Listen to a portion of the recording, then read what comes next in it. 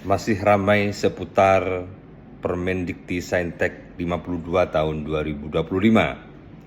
Pada video ini, saya akan mengupas tentang peta jalan promosi jenjang jabatan fungsional dosen dan alur penilaian serta penetapan jabatan akademiknya. Jadi, Bapak Ibu yang berbahagia, ini harus sudah mengambil ancang-ancang, terutama bagi Bapak Ibu dosen muda ya, untuk mengambil ancang-ancang terkait dengan jenjang jabatan fungsional dosen. Yang pertama, peta jalan promosi bagi kenaikan jabatan fungsional dosen untuk ketentuan lektor, lektor kepala, dan profesor.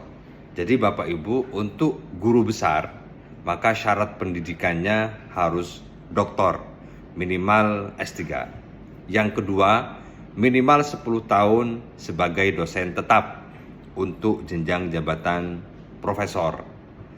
Minimal 45% porsi angka kredit penelitian. Jadi penelitiannya di angka kreditnya adalah 45%. Minimal 2 publikasi atau karya ilmiah yang sudah diterbitkan. Untuk ketentuan pastinya nanti akan ada juklak dan juknisnya. Wajib memiliki sertifikat pendidik. Dan yang terakhir, harus lulus uji kompetensi. Itu guru besar.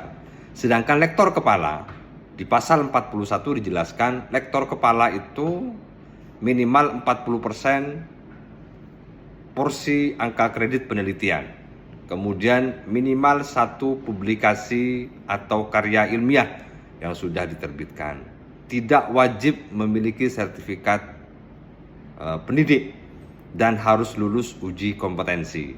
Sementara untuk lektor itu minimal 35% porsi angka kredit penelitian harus terpenuhi, 1 publikasi karya ilmiah harus ada, tidak wajib memiliki sertifikat pendidik, dan lulus uji kompetensi.